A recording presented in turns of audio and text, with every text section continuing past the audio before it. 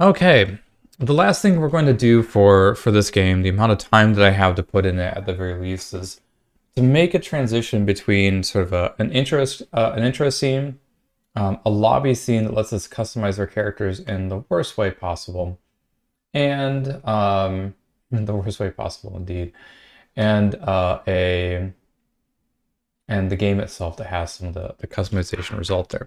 There's going to be some hacks here. I'm going to telegraph that right now. I don't feel great about them, but they work. And that's what I'm going to say about that. So the way this game is eventually going to work is when you start the game, you don't connect to the game, and then you move into your gameplay itself. And that start scene is going to be in the main menu. We are not going to have a great looking main menu at all, but it's certainly going to exist. So go ahead and open up the main menu screen. And you're going to be presented with a fairly simple screen. We're going to have a main camera and a directional light. Let's go ahead and add a UI to this one because it's going to be mostly UI driven. So I'm going to go to Component, UI, and we're going to add Text Mesh Pro Text UI. Since we imported this last time, we should be good. Game Object UI, Text Mesh Pro. There we go. Beautiful. Now, I may have mentioned before that the way Unity works is there are two sort of world spaces. There's a world space that's your game space. It's all your 3D objects. And there's another one that is your UI space that's freaking huge. If you've never seen it before, there it is. You can sort of bring it into focus by double clicking on the canvas itself. And since this is a two-dimensional thing that you're working on, you want to hit the 2D button, whatever exists in your current version of Unity, to sort of select it. This is awful for so many ways of making UI stuff, but whatever, it works well enough, I suppose. So I'm going to give that text we name a name for a game, and the name of our game is It's a Cooking Game. So I'm going to select that, and then down here in the text input, put that in there. Might extend that text input just a little bit so it's sort of large enough. We could send to that text perhaps. So that's the name of our game. And then beneath here, I'm going to add two buttons. So I'm going to go to Game Object, UI, button. I'm going to drag one button down. I'm going to go to Game Object, UI. Oh, it's late, isn't it? Button. Wonderful. And there's button 2. So cool. With these buttons selected, I'm going to rename them. So this will actually, let's go through all of them. So text, this will be TXT title.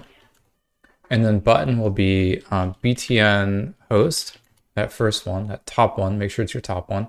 Or actually, we're going to do a big issue with this when I was programming this, I named them wrong. The second one, the bottom one, will be BTN join. I think it's join. Yeah, join game. So title, BTN host, BTN join. Now each of these buttons just say button right now, but they have text objects inside of them. I'm going to select the text that's a child of BTN host. I'm going to change that to host game. Then I'm going to select the text that's a child of BTN join. I'm going to rename that to join game. So with those two now selected and renamed, we have sort of the setup for a game, except for this looks awful. So I'm going to go select the main camera in our game, and I'm going to go to clear flags. I'm going to select solid color, which will give us that blue, which I think is awful. So I'm going to do anything other than that blue for a clear flag. This don't look great either, but it certainly looks better than the skybox that we had before. It's a cooking game with two buttons to host and join game. Now these two buttons don't do anything quite yet, so I'm going to go ahead and create a script for it to do something. In that script, I'm going to attach to a new object. So we're going to go to Game Object, Create Empty, Networking. This is going to be an important object. It's actually going to be an object that exists through the next 3 scenes that we load. So it sort of keeps this one in mind. There's a reason why we named it networking. All right, so we've made the networking script. And I'm going to go back to scripts. Inside that script, I'm going to make a new C# script. So right click, create C# script. I'm going to name this new C# script Cooking Spawner, which is not my favorite name. I probably would call this Cooking Networking now, but you live and you learn. Awesome. And once that script is made, we're going to go ahead and open it. So we're going to go find our cooking spawner. Perhaps not the best name, but a name nonetheless. And inside of cooking spawner, we are going to write a bunch of the stuff required for it to be to have an network runner callbacks, which is a long and scary thing, but essentially just lets us do things like start up our hosting.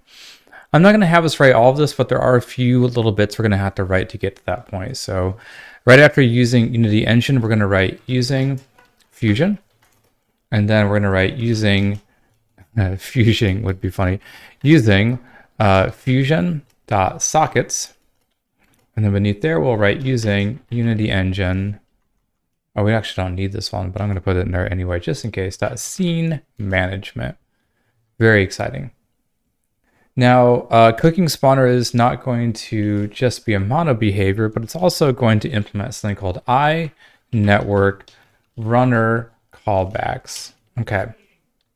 And this is where things become like sort of difficult for us, because we need approximately 14 functions or so for us to implement this correctly. And we can see all of them there. And I don't want to write all of those out. So one way to find these, at least for now, is to go look for Photon Fusion 101, the 101 documents that they have here. And I believe it's under getting started or setting up a scene. They will have a list of all of these. It's definitely not under getting started. Let's go with setting up a scene. Yeah, so they're going to have a basic spawner here that has all those methods. So we're going to go find these. This is Fusion current, Fusion 100, Fusion 102.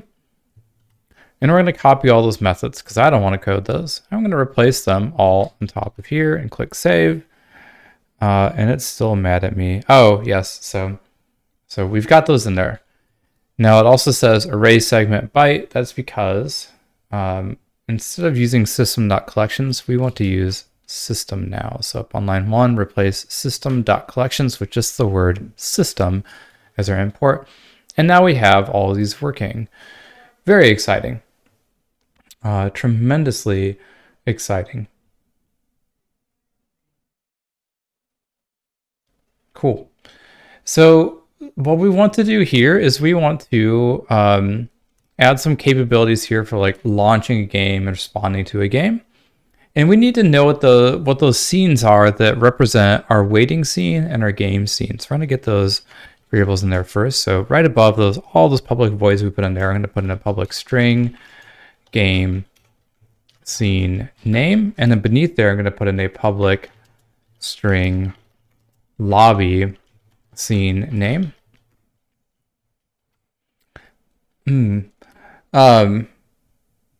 And then beneath there, one more thing, we're going to add in a public space game object, player object. And we're just naming this one. I don't have that one set already. So we're going to set those 3 right there. And with those set, now we're ready to code up the actual UI part of this. We're going to go ahead and add a couple of methods here beyond the ones that we have to add already. And the first one is going to be host game. So we're going to write a public void host game. And then beneath there, we're going to write a public void join game. Well, not that. Join game. Capital letters for each of them. And then we're going to shove this off to another method. So we're going to call start game on each of them. But on one of them, we're going to write game mode host. And on the other one, we are going to write game mode start game. And start game args, good grief. Start game mode dot client. All right, so these are both going to do similar things. They're just depending on am I connecting as a host or a client. Let's go ahead and write that function. This is going to be an async void, which means it can run some code inside of it and wait for that code to finish before moving onward. That start game function that's expecting a game mode. We'll just call it mode. That's fine. And then we're going to start up that gameplay. So underscore runner is equal to game object dot add component network runner. So this isn't there at the start, but we are going to add this here. And this is an important thing for this to exist. The runner doesn't exist yet. We'll get that into our thing in a second. And then underscore runner dot provide input equals true. This sets us as the owning client. So this is the stuff that allows us to like control our characters, for instance. Awesome. This is going to bother me, so I'm going to head up here real fast where we have these other things set. We have our game object player object. Beneath there, I'm going to do a public space network runner space underscore runner. Yes, I know the underscore means it's supposed to be private, but I'm being kind of hacky about this. Back down in our start game function, we're now going to await that await part. So await space underscore runner dot start game new. Now we can write start game args, open and close parentheses right after the start game args. And then we're going to go ahead and put an open and close curly brackets to set up our args. And the args for here, so I'm going to just hit return a few times to make this more readable. Game mode is equal to the mode that we pass in, so either client or host, space, or return. Session name is equal to, we're just going to call this test room, but this is the gameplay room. You would need a section for this to change if you wanted players to be able to create rooms for their friends, for instance, and have their friends put in a room name so they can all play together. And that would just, whoever happens, load into test room the first time. And then finally, scene manager is equal to game object, the add component, network scene manager. And we're just going to go with the default that's built in for Fusion. So we're going to add 2 new components to the game object that we're currently attached to. Now this takes a little while to start the game, but once it does, we're going to go ahead and swap scenes. So runner dot set active scene lobby scene name. So we're going to move over to the lobby once we've set that up. So this is our start game. This is actually everything we need for our start game. So we're going to hop back to Unity and let that compile.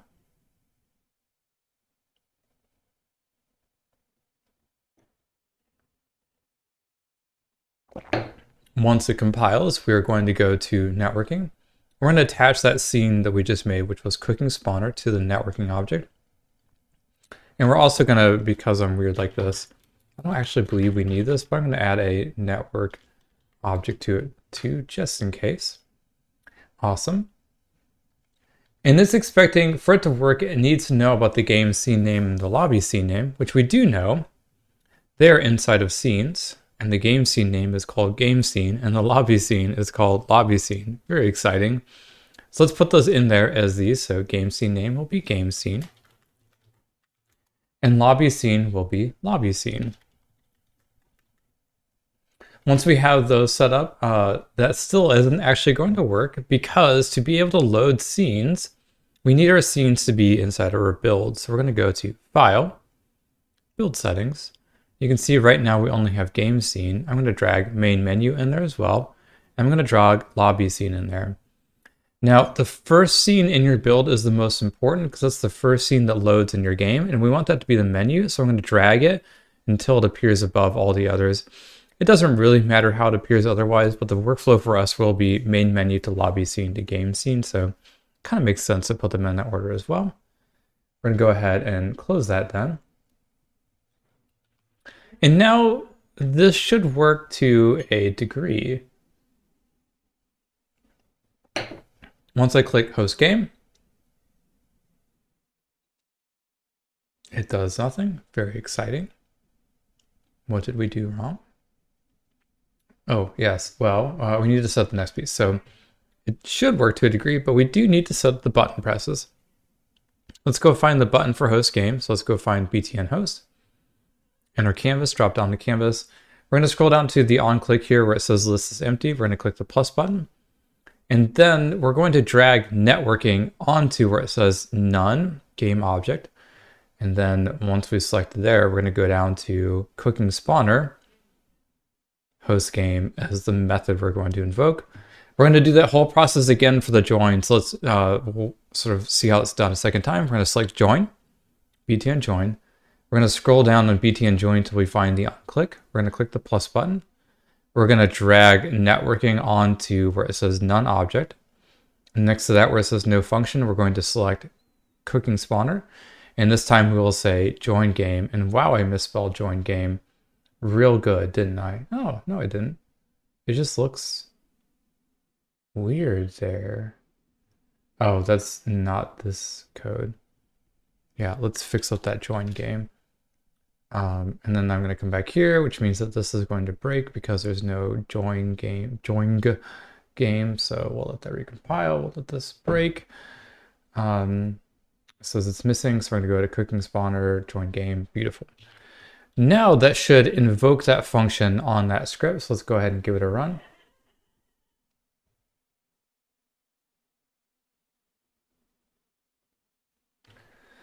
We'll click host game. It still does. Oh, there it goes. And beautiful. Now we've moved to a new scene. It's clearly not a game scene, so this must be our lobby scene that we told it to join. And if we go take a look at here and we see what scene does it say to go to? Yes, lobby scene. So now we have host game and join game working. Very exciting. The next piece of this puzzle is going to be the wildest ride that we have yet. We're going to attempt to do basic character customization. And this is going to take a little bit of sort of playfulness with how we manage our character in these scenes. To make this character, we're going to have to hop into lobby scene and create a bit of a UI for it. So go find your scenes and open up lobby scene. And lobby scene is actually going to be set up in a similar way to game scene. So we're going to hop into our main camera here, and we're going to go to clear flag solid color and select the solid color that we like rather than the Unity default. Maybe my lobby will be sort of a purpley color. Beautiful. So there's that purpley color. And then we're going to add a little bit of UI and buttons here. So we're going to go to game object UI text. And this is going to be our players connected text actually. So players connected. We're going to set it to 0 to begin with, and we'll update it live during runtime to actually display how many players are actually connected. Awesome. And we're going to add 2 buttons. So we're going to go to game object, UI, button. Awesome. I'm going to add these buttons in the lower left. So game object, UI, button. By the way, this is not a tutorial on how to do UI. There's all sorts of things that I'm doing actually bad and incorrect with UI, but this is fast and easy for us to sort of crank out. So we're going to add this in here as well. So we're going to get those 2 buttons. Let's drop down these 2 buttons and this text. We're going to rename this first text, the one at the very top, to txt players connected. This first button we'll rename to BTN change hat. And then the second button we'll name to BTN change style. Great. The last thing that we're going to put in here is going to be eventually a modified player object. So we're going to go to assets and we're going to go to prefabs, and I'm going to go find that cooking player and I'm going to duplicate it. So we've done this either by hitting Control C and Control V or Control D, and we're going to select that one that has a 1 in it. So make sure it has a 1 in it. We're going to name this to player customizer. Now, remember when I said that this was going to be sort of hacked to high heck? This is the very hacky part, we'll put it that way. Oh, I forgot to name these buttons. So in the text, we'll change this one to change hat for the first one, and then the second one will be change style. Awesome. I'm going to change up those two right there.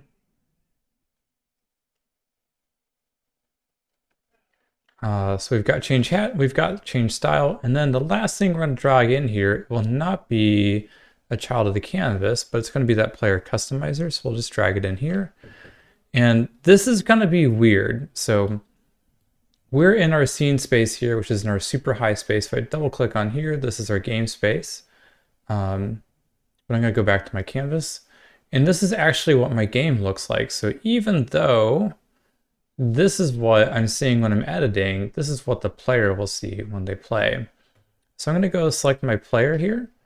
And I am going to hit W to reposition and sort of drag him over this way maybe a little bit. And I'll hit R to rotate him. I need to get out of 2D mode to do some actual rotation that makes sense. And then we're going to rotate him around. And I'll hit not R to rotate, E to rotate, and then R to scale. And we'll scale him up. I'm actually kind of digging this. This looks kind of cool. Then we'll go back to our canvas. We'll go back into 2D mode. I'm going to drag players connected maybe over there. And so this is what our avatar customizer is going to look like once we get there. So if we were to try out this whole workflow right now, we could go back to scenes. We could go to our main menu. We could go ahead and run this. And it's actually going to look really funny. In a good way, maybe. We're going to click host game. And because our player prefab still has all its player stuff attached to it, maybe. What's it mad about? Did I change anything when we moved before we moved? Host game. He's just going to fall, right? But now we see that we're clearly getting to the lobby scene. Let's work on getting that character prefab set up in such a way that it doesn't fall and it allows us to customize it. And that's going to take a little bit of work. So let's go into our prefab setting. Let's find our player customizer. We're going to double click it quickly to just open it up actually and get out of 2D mode because 2D mode is heck. And now that we're inside of there, let me find my cheater prefab.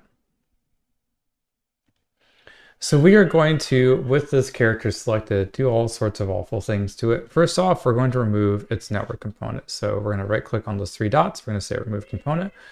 We're also going to remove the controller prototype. We're also going to remove the capsule. The capsule collider can stay. We're going to remove the AOE prototype. We're going to remove the character controller. We're going to remove, the cooking character controller. And then we're going to remove the character controller. And then we'll remove the character input. So now it's just sort of a static mesh. It won't fall. I love the character controller, whatever, it doesn't really matter.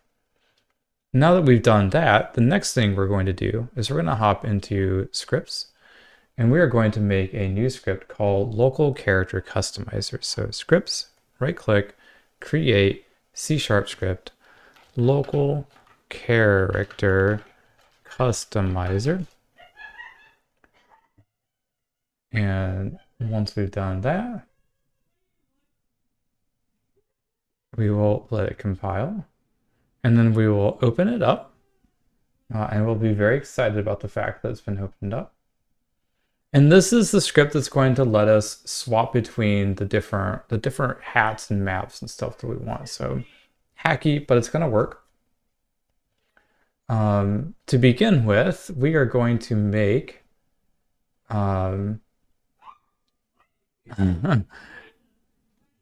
we're going to make two new thingamabobs. So we're going to make two new methods beneath start and update. In fact, we don't even need start and update. We need start, we don't need update. So we're going to delete update. We're going to make a next hat local. So we're going to do a public void next hat local, which we'll get to in a second. And then we're also going to beneath there make a public void next shirt local. Those will be our two public objects there. And the way that this is going to work is we're going to step through just numbers, essentially. So we need some numbers for these. And I'm going to try varying just a little bit because I did a bunch of hacky things. I think I can simplify it, so let's hope it goes well. We're going to make a public int texture num, which will be our shirt texture, which I'm going to start off at 0 to begin with. It doesn't actually matter all that much. We're also going to make a public material shirts, which is material plural, so open, close, square bracket shirts. And then beneath there, we're going to make a public skinned mesh render player mesh. All right, so we're gonna start with the shirts first and we'll move on to the next one. We're gonna go down to next shirt local here. And we're gonna write int texture num, next texture is equal to texture num plus 1. And then we need to do like some cycle code, right? So if we try to go beyond how many textures we have, we're just going to reset it. So if next texture is greater than equal to shirts dot length, next texture equals 0. Beneath there, we'll say next texture is equal to texture num is equal to next texture. So we're sort of doing the cycle here. So move forward 1 if we were beyond the bounds of all the shirts that we have, go back to 0 and then set that as the thing we want to set to. And then we're going to say player mesh dot materials. The mesh that we have there is equal to shirts at texture num. This will make a little bit more sense once we set up this last piece. And let's go do this piece now. So we'll come back here. We're going to let that compile.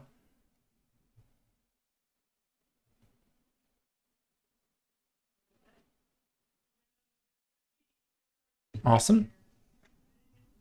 Now it's not yet connected to our character, so we're going to connect that to their character, and that is local character customizer. So we're going to put that on player customizer there. So drag and drop, beautiful. Shirts are currently 0. So over here on local character customizer shirts, we'll set that to 2. We're going to make these 2 in a second, and then the player mesh is also nothing. So player mesh skin mesh render. We're going to go find this C man here. I'm going to drag and drop it onto there. And I'm fairly certain that's correct. We'll find out in a second. Cool. Awesome. So we have over here, back on our player customizer root, we have these 2 elements for shirts. And these need to be materials. So let's go make 2 materials for this. We have a materials folder already, but we don't have materials for the shirts. They are in there. They're under super cyan. Let's actually just find it this way. We're going to go click on C-man here. And then where it says female body 1 low material, we can say select material to go find that. There it is. I'm going to hit Control C and Control V. Twice to get 2 more versions of this. I'm going to select those 2 versions and I'm going to drag and drop those all the way. Let's make this easy for ourselves because it's already kind of hard, right? Materials, mobile. Here's the 2 that I made. Let's drag and drop those right onto the root assets folder. So we can go back to assets. We can see those there. And I can select those 2 materials and drag them into the materials folder. I'm going to name this shirt 1 and this other one shirt 2. Sorry, you've got the Super Cyan logo here, so I guess I'm advertising for them, whatever. And the only difference I'm going to make between these to make it sort of easy for me is this is going to be like such a cheat actually.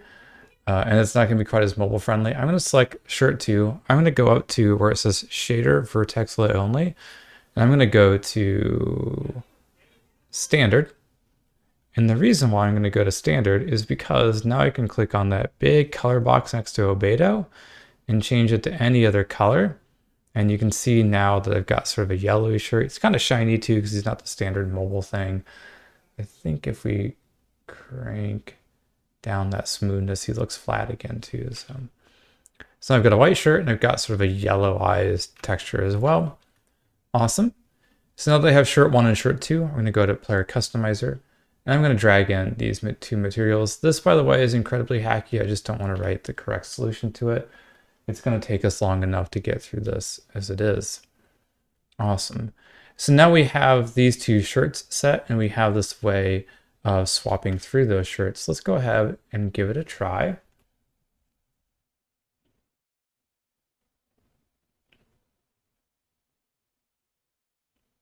We click host game. Right click, well, I can't give it a try because I haven't hooked up the methods to give it a try yet. So let's go back to the scenes. We're gonna go to lobby scene. We're gonna hook up some stuff inside of lobby scene next. So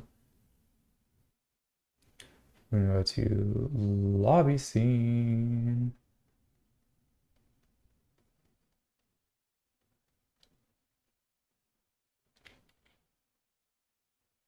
And inside of lobby scene, we've got that player customizer. There's a tiny little player over there.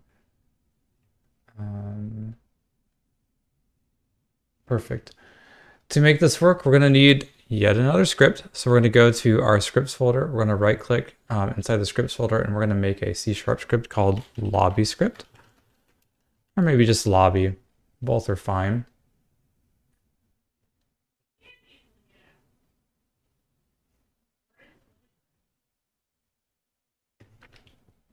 And I'm going to again try to simplify some of the stuff that I've written and hope that it works correctly the first time. So inside of lobby script, we are going to make a public game object player avatar.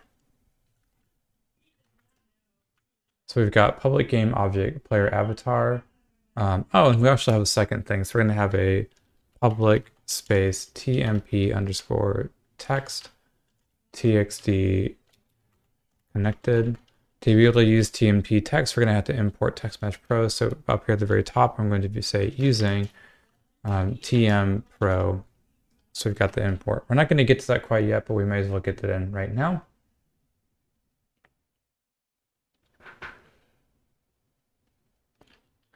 All right. And then we're going to come down and we're going to make two new methods inside of here. We're going to get rid of update and we're going to make a change hat method. So public void change hat. And then we're also going to add a public void change shirt. Awesome. So there's those are. And we're going to update those. We're going to get those player avatars to make those changes happen. So we have the change shirt coded up. So player avatar dot get component local character customizer open and close parentheses dot next shirt local open and close parentheses to invoke that. Great. So we're going to come back. We're going to let that compile. We're going to select, where do I want to put this lobby script on? I'm going to make a new game object. So game object, create empty. We're going to name it lobby. And we're going to attach that lobby script to it. So there's my lobby script. I'm going to attach it to lobby. It needs to know about that player avatar, which is player customizer. So I'm going to drag and drop it onto there. And then I have these two beautiful buttons that don't have their click events handled yet. So I'm going to go click on change style for now. I'm going to right click on that. I'm going to click the plus button for the on click. I'm going to drag lobby onto the object it's going to inform. I'm going to go drop down no function, go to lobby script and say change shirt. Now I should be able to test the shirt swapping function. But I can't, well, actually I might be able to do it here since I've coded it to be local. So yeah, so, okay, not great, but now he's a horrible yellow man rather than a beautiful, beautiful t-shirts and jeans man. He kind of looks like he's rolled in mustard or something. But there he is. We've got our style changing, right? And it's swapping between the two. If we had 3 or 4, it'd go between all of them. Let's do the same thing for hat, and then we'll move on from there. The way I'm gonna do hat is a little funky. I don't even know if I want to do hat, to be completely honest. What if we just removed hat? We're running pretty long here, folks. Yeah, we're gonna go ahead and remove hat for now. We'll make that like, so I'm just gonna select hat and turn it off. we're going to make that sort of special extra credit mode if we want to get to extra credit mode for final video. So the next thing we need to code up is this players connected to let us know how many people have actually connected to the game before we begin. This is going to take a little bit of work, so we're going to open up lobby script and we're going to edit lobby script to no longer be a mono behavior, but a network behavior with an O. And to be a network behavior, we're going to have to use Fusion, so using Fusion. And then for this to work easily, we're going to have to do one more import. So we're going to say using system.linq link. So it's not used yet, but we will in a second use that. So now we're going to come down to our fix update method, which we don't have yet. So we're going to go ahead and delete. I don't think we need start. No. So we're going to delete start. And we're going to make our fix update method. So public space void space fixed update. Or this could just be update, I suppose. And remember this txt connected. Now we're actually going to use that. So txt connected dot text is equal to players connected colon space plus underscore C spawner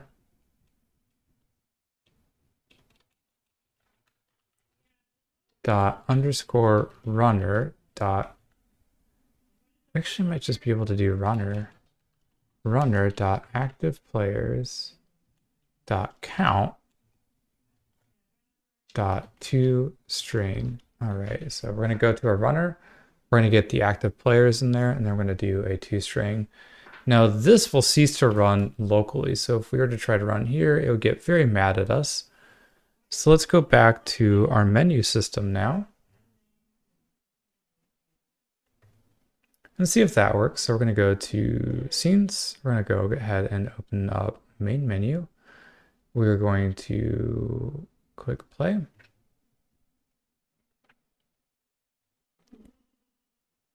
going to click host game.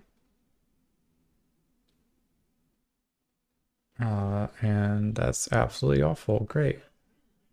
Lobby script line 16. Why are you mad? There's another way to do this. I just don't want to.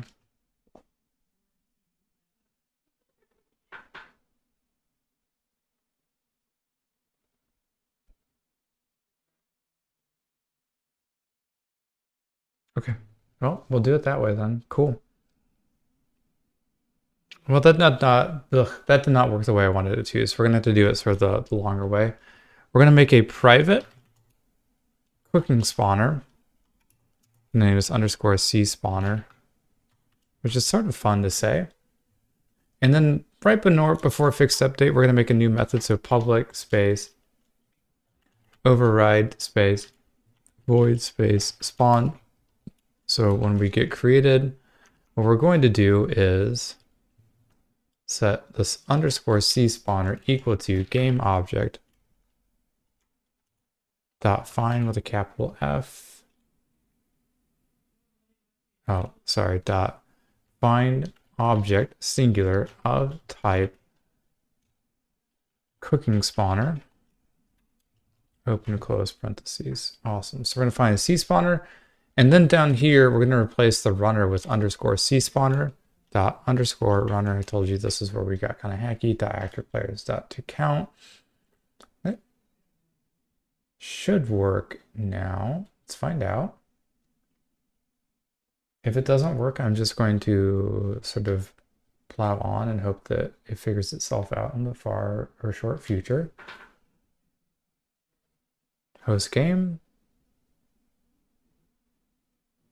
Players connected 0. Line 22 still thinks that my object doesn't. Oh, good grief. Well, I'm going to see if we can still cheat it without this real fast, because I know why this isn't working. We're going to just do runner. And then maybe some of you caught this.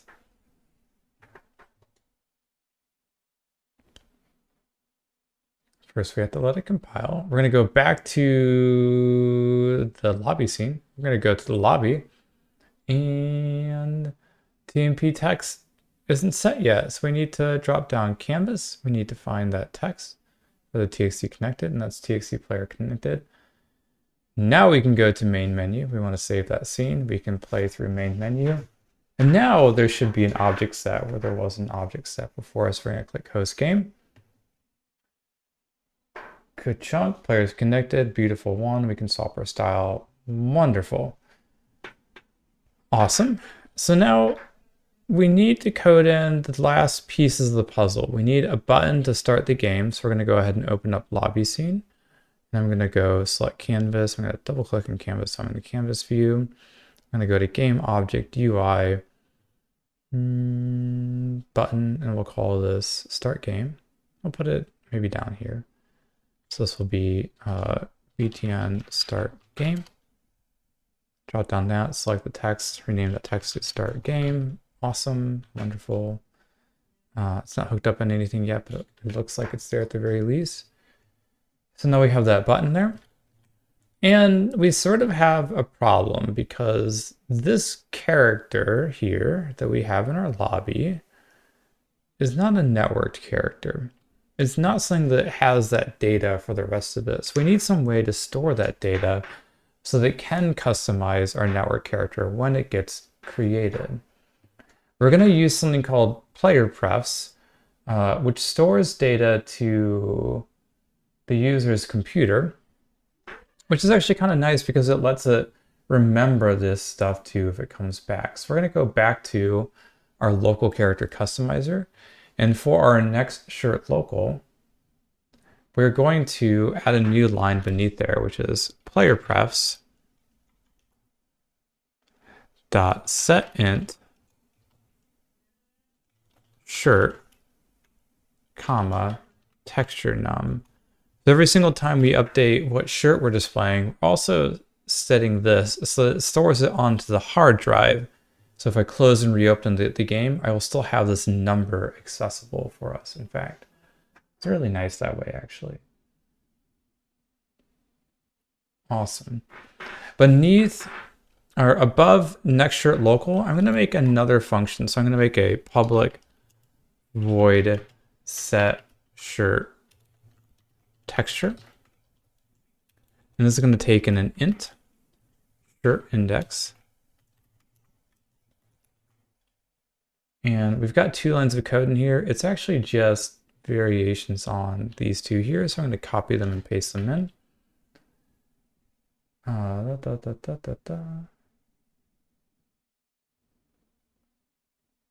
no. I actually need 3. So we're going to do texture num is equal to shirt index, which is that one coming in. And we're going to set the material to the shirt set shirt index. And then we're also just going to remember that again for next time. So that will set our shirt texture. And then on start, we're actually going to invoke that too. So set shirt texture player prefs dot get int shirt. All right, so we did a lot of little things here, but when we load in, we get whatever number is stored on the user's computer. We set that as their shirt texture, so it's updating their mesh and remembering it. And every time the user changes their shirt texture, we're also remembering it. Let's test that first to make sure that that's getting stored onto the user's hard drive.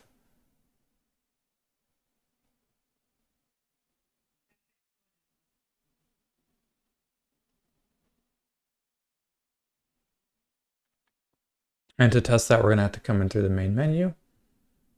Well, actually, we wouldn't have to, but whatever. We're going to come into the main menu anyway. We'll click host game. We'll click change your style once, maybe a few times. We'll land on the yellow because that was a different one. We're going to stop the game. We're going to play the game again. I'm a little worried by this down there. We'll find out.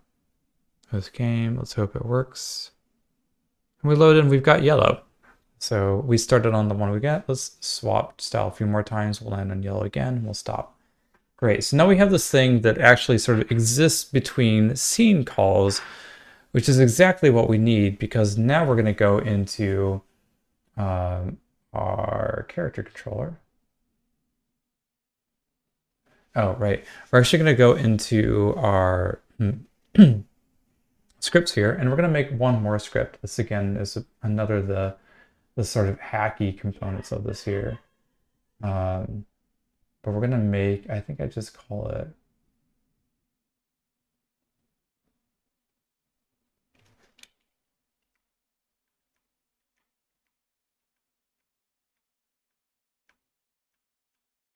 yeah. So we're going to call this, we're going to right click inside scripts. We're going to go up to create, C# script, cooking character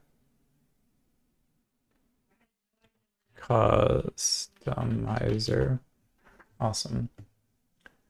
And we'll pop back here, drop this down. I'm gonna let it compile. We're gonna open that up. And in this case, we actually don't need to do a lot with this. It's kind of great. We're gonna hop into here, and it's gonna take a little bit of setup, which is sort of annoying. And for us, all we need, which is great, are these first bits of lines of code, all the way down to set shirt texture. So we're gonna come into local character customizer, and we're going to highlight from texture num all the way down to that closing curly bracket for set shirt texture. We're going to copy. We're going to paste it on top of all the content for cooking character customizer. Next hat local can go because I don't want to code that today. We're kind of running up against our time. And in fact, we're pretty good there. Great. So we're going to save that, and then we're going to hop back to here.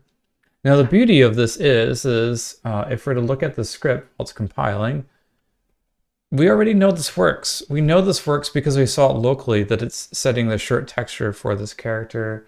Oh no, there is actually a few things we're gonna have to update here, but we'll get there. And then it's updating those shirt textures there. So we come back here.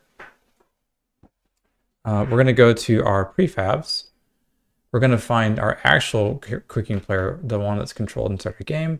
And we're going to attach that script to it. So I can just scroll down here and just look for customizer. And we want cooking character customizer. There's a little bit of setup we need to do here, right? Because there's two textures that I need to set. Grief. And I also need to set that player mesh. So the player mesh, of course, is the C-man. There we go. And then the shirts we set to 2. Texture num can be 0. Sorry. Shirts are 2. We go find those materials for those shirts again. And so we set the first material to be white. They do have to match, so they have to be in the same order, and the next one being yellow. Wonderful. With those set, we would have the full gamut here. So let's go start, let's go do the last bit of code to get us into the game scene. So our character, we'll load that in. We're gonna go to our scenes. We're gonna go and open up lobby scene. We're gonna go find our lobby script. We're gonna edit that script. And we need a new method here. So change hat isn't going to be doing anything. So let's just go ahead and get rid of that for now. We're going to make a public space void space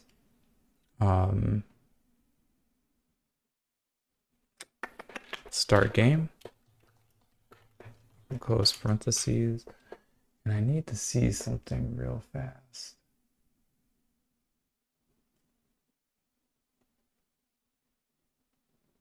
How important is that? I guess that is relatively important. Okay. So some of those things that I deleted before, we're going to put back in here actually. So we're going to get that cooking spawner in there again. Public cooking spawner underscore C spawner. Awesome. Then down here, right beneath fix update, we're going to make a public space void space. Oh, public override space void spawned, and then underscore C spawner is equal to game object dot find object of type singular guaca, so cooking spawner, open and close parentheses. Great. And all of this so that we can invoke a method on there down in start game. So cspawner dot, oh, this, you'll love this, start gameplay. Now this doesn't exist on cspawner yet. We're going to do that, but that's all we need is that start gameplay method. This isn't going to compile for us. Let's go stub that out on cooking spawner real fast. So where is cooking spawner stove bin cooking input food start zone? There you are, cooking spawner. So we have a start game, but let's get to the start gameplay. So start gameplay will look like this. Why did I do start gameplay? That doesn't make sense. Oh yeah, start gameplay. Okay. So then inside of cooking spawner,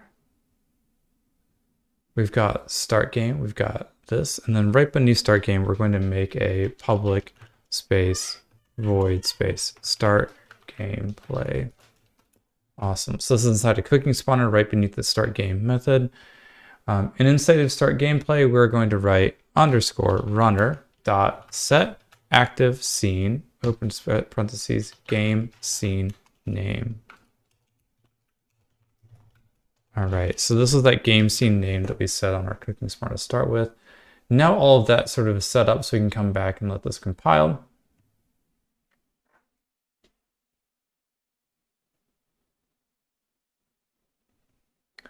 Beautiful. And now that it's compiled, we can go to our start game. We need to do an on-click for it. So the plus button for the on-click. When it's clicked, we're going to inform the lobby that its lobby script should invoke the start game method, which is then going to start this chain from lobby script to cspawner.startGame. So cooking spawner.startGame, which is going to load the active scene, which whatever our game scene name is.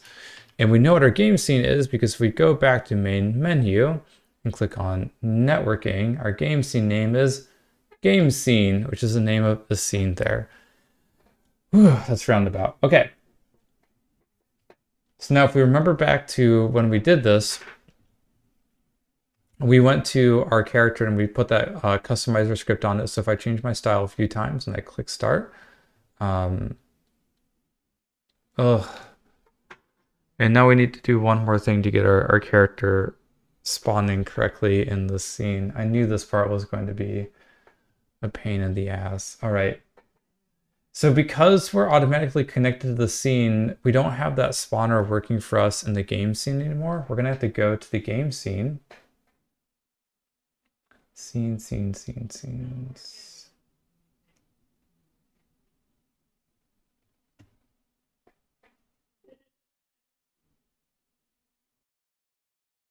And once we're inside of the game scene, we're going to make a new and exciting game object called cooking game. So we're going to go to game object. We're going to go to create empty. We're going to call this cooking game. We are going to then go into our scripts. We're going to make a new C# script called cooking game.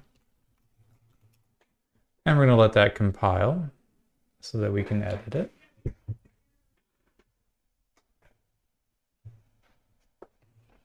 I'm going to double click on cooking game to open it up. And we are going to add some of our most favoritist code to it. First off, this is going to be a network behavior because we're going to have to spawn some things. We're going to do a using fusion here at the very top. And then we need two public game objects. So we need the player prefab to spawn. So public space network object space we're just going to call this player prefab. And then beneath there, we're going to make a public space transform space spawn position.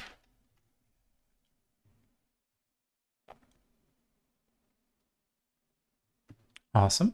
We're going to delete the void and the update and the start because those don't do anything. Instead, we're going to wait until this object is spawned, which means that we're connected to the network. So public space override space void space spawn which is a method that's called when we know we started and we're inside of a network thing. This isn't happy because this needs to be a network behavior.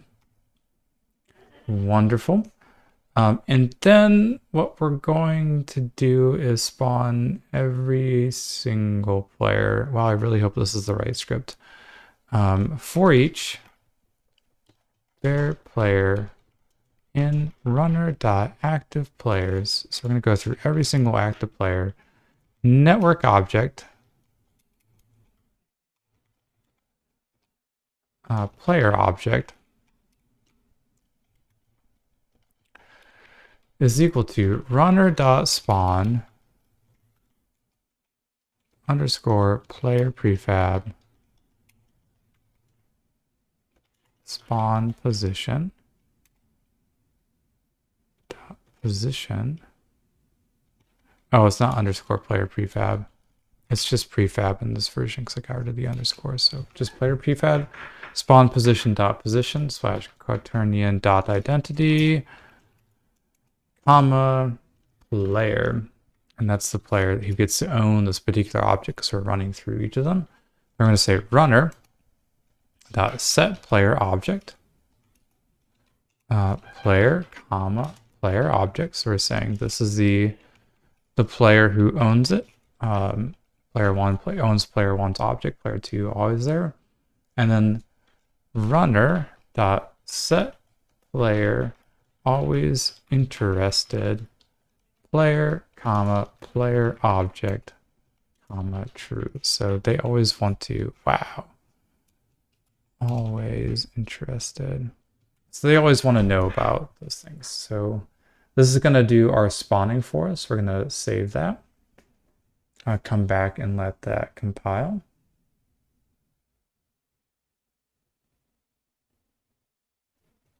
All right, we're going to click cooking game here, and we're going to connect the cooking game script to it.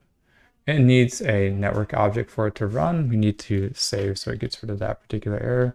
It needs to know about the spawn position, and I am going to recall there's a couple of spawn points here. I'm just going to drag player spawn point 0 in there for the spawn position from prototype floor.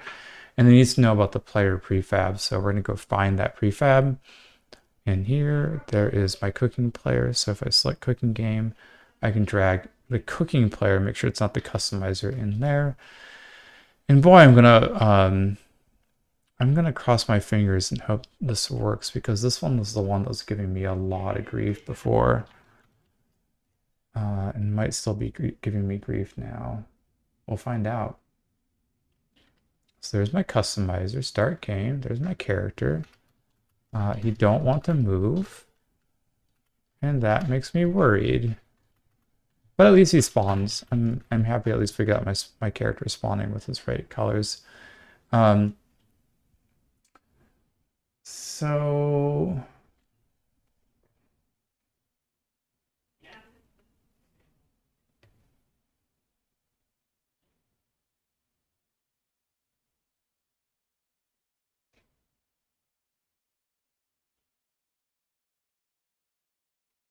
while I'm thinking about it and while we're on there, let's go customizer player real fast a little bit more. So I'm going to go to my scripts. I'm going to go to my cooking character customizer.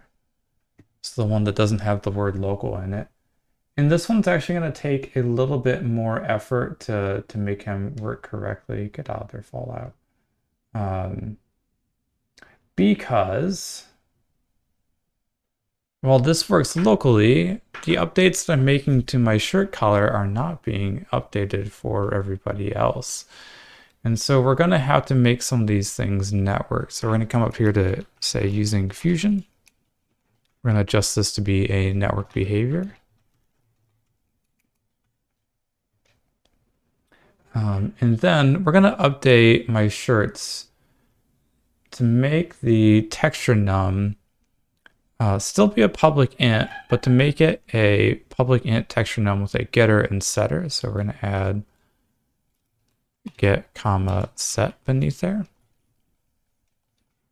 And then a bit above there, we're going to put square brackets and say networked, open parentheses and close parentheses. On changed inside of those parentheses is equal to name of, all lowercase mysteriously, open close parentheses again, on shirt material changed. Beautiful. Now this method doesn't exist yet, but it says when we change this, we're going to update that. Let's go make this this method. And this is actually pretty easy for us to code. So we're going to come down here and we're going to say public space static space void on shirt material changed, open parentheses changed. The thing that's changed is my cooking character customizer. So change and then those greater than the less than's.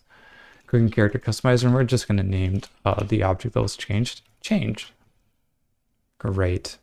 So there's that. And then inside of here, we're just updating the material very similar to how we did here. So it just takes more steps to get to it because we need to sort of target to it closer. So the thing that was changed, dot behavior, so the script that was attached to it, dot player mesh. So now we've finally gotten back to this script, which means we can access this dot player mesh dot material is equal to change dot behavior dot shirts at change dot behavior, right? So we're getting to that thing that was changed multiple times and changing things of it using properties of the thing that was changed dot texture num. Awesome. This networks it so that it actually is updating. It would be updated live for everybody. And let me figure out that motion thing. Okay, so final fix is to get the input working and to fix one error that you had in your code to begin with. If you're following along with me, it was here. So when I left this, we had a code that looked like this. So line 8 on cooking character customizer, on shirt material changed had a closing parentheses and 1 square brackets. We need 2 closing parentheses, 1 for the name of, 1 for the networked. So save that and come back and run. That will get rid of compile time errors there. To get input working, go to your game scene. So we're going to save that. Go to prototype network start and turn it off. This one's actually not essential, but it doesn't matter that much. Just turn it off anyway because we don't really need it. And then go to prototype runner and remove these network events. So we're going to remove that component from there. That's step 1. Step 2, we need this input behavior prototype to be on the thing that has network runner. But for us, it's actually going to be on the networking script because we added at runtime via the script.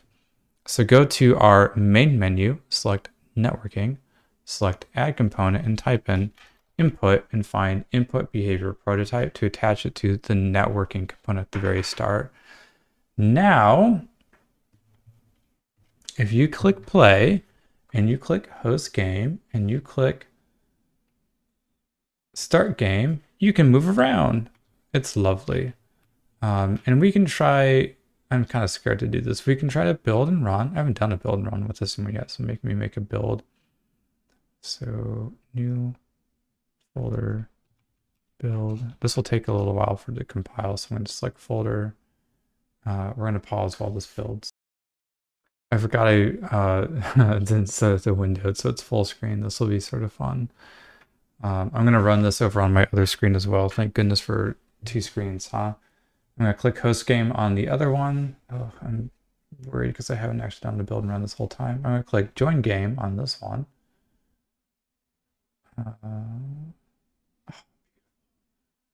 Players connected to.